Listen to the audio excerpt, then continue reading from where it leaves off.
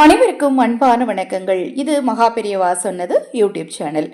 நாளை தினம் ரொம்ப ரொம்ப விசேஷமான ஒரு நாள். 25/3/2025 பங்குனி மாதத்தின் 11ஆம் நாள் செவ்வாய்க்கிழமையில திருவோண விரதமும் ஏகாதசி நட்சத்திரமும் கூடி வரக்கூடிய நாளில் அபிஜித் முகூர்த்த நட்சத்திர நேரம் வருது. இந்த நேரம் எத்தனை மணிக்கு வருது, இந்த நேரத்தில் நம்ம என்ன செஞ்சால் நமக்கு கேட்ட வரம் கேட்டபடி கிடைக்கும் என்பதை பற்றி இந்த பதிவில் தெளிவாக தெரிஞ்சுக்கலாம். மைத்திரேய முகூர்த்த நேரம், செவ்வாய் ஹோரை நேரமெல்லாம் எப்படி கடன் அடைக்க மிகவும் சக்தி வாய்ந்த நேரமாக கருதப்படுகிறதோ அதை போலவே இந்த அபிஜித் நட்சத்திரம் வரக்கூடிய நேரம் பார்த்தீங்கன்னா கேட்ட வரம் கேட்டபடி கிடைக்கக்கூடிய ஒரு அற்புதமான நேரம். எப்படி சோடசக்கலை நேரம் சொல்கிறோம், சித்தர்களும் தேவர்களும் முனிவர்களும் வசிய சக்தியை பெற்ற நேரம் தான் சோடசக்கலை நேரம். அதை போலவே வரத்தினை பெறக்கூடிய இன்னொரு சக்தி வாய்ந்த நேரம் தான் இந்த அபிஜித் நட்சத்திர நேரம்.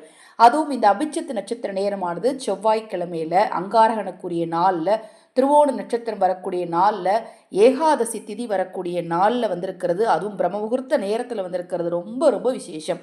காலை நேரம் பார்த்தீங்க அப்படின்னா 24 நிமிடங்கள் இருக்குது.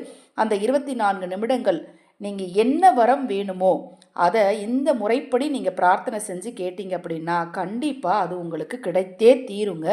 காலை 4:15 4:39 வரைக்கும் வரக்கூடிய 24 நிமிடங்களில் உங்கள் வீட்லேயும் உங்கள் வீட்டு நிலைவாசல்லையும், அதாவது உங்கள் வீட்டு பூஜை அறை நிலைவாசல்லையும் ஒரு நெய் தீபம் ஏற்றி பாலினையும் உலர் பழங்களையும் கிருஷ்ண பகவானுக்கு பிரசாதமாக வைத்து, எங்கள் வீட்டில் கிருஷ்ணனுடைய ஃபோட்டோ இல்லை அப்படிங்கிறவங்க பெருமாளுடைய ஃபோட்டோக்கு முன்னாடி வச்சு கைகளில் துளசியை வச்சுக்கிட்டு இப்போ நான் சொல்லக்கூடிய இந்த ஒரு வரியை, ஓம் ஸ்ரீம் க்ரீம் க்ளீம் கிருஷ்ணாய நமக, ஓம் ஸ்ரீம் க்ரீம் க்ளீம் கிருஷ்ணாய நமக, ஓம் ஸ்ரீம் க்ரீம் க்ளீம் கிருஷ்ணாய நமக எனும் மந்திரத்தை குறைந்தது 24 முறை, அதிகபட்சம் 24 நிமிடத்தில் உங்களால் எத்தனை முறை ஜெபிக்க முடியுமோ அத்தனை முறை தாராளமாக ஜெபிக்கலாம். கையில் துளசி இலைகளை வைத்துக்கொண்டு நீங்கள் சொல்லி முடிச்சதுக்கப்புறம் மனதில் என்ன வேண்டுமோ அதை நினைத்து கொண்டு கையில் துளசியை வைத்துக்கொண்டு வீட்டில் நெய் தீபம் ஏற்றி வைத்து நீங்கள் மனதார கிருஷ்ணனை நினச்சி இதை சொன்னீங்க அப்படின்னா கண்டிப்பாக நீங்கள் கேட்ட வரம், அது எதுவாக இருந்தாலும் சரி, கடன் பிரச்சனை, தொழில் பிரச்சனை, குடும்ப பிரச்சனை,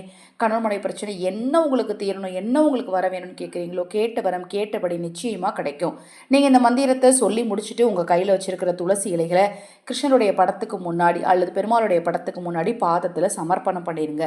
இந்த 24 நிமிடம் மறுபடியும் சொல்கிறேன், பிரம்ம முகூர்த்த நேரத்தில் வருது ரொம்ப ரொம்ப கூடுதல் சிறப்பாக கருதப்படுதுங்க. எக்காரணம் கொண்டும் தவறு விடாதீங்க. ஏன்னா செவ்வாய்க்கிழமை, திருவோணம், ஏகாதசி, அபிச்சித்துன்னு பல விஷயங்கள் ஒரே நாளில் அமைஞ்சிருக்கிறது நமக்கு கூடுதல் நேர்மறை ஆற்றலை கொடுக்கக்கூடிய நேரமாக இருக்கும். அந்த நேரத்தில் நம்ம பிரார்த்தனை செஞ்சோம் அப்படின்னா உடனடியாக நமது தேவைகள் பூர்த்தி செய்யப்படும்.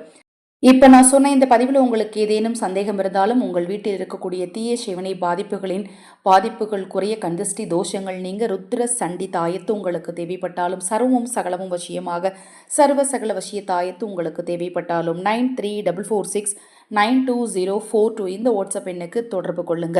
நம்பிக்கையோடு செய்யக்கூடிய எல்லா பரிகாரங்களுக்கும் ஏற்ற பலன் நிச்சயமாக கிடைக்கும். அந்த மாதிரி உங்களுக்கு என்ன ஆன்மீக ரீதியான டவுட் இருந்தாலும் தாராளமாக வாட்ஸ்அப்பில் கேளுங்க, கண்டிப்பாக பதில் தெரிவிக்கிறேன்.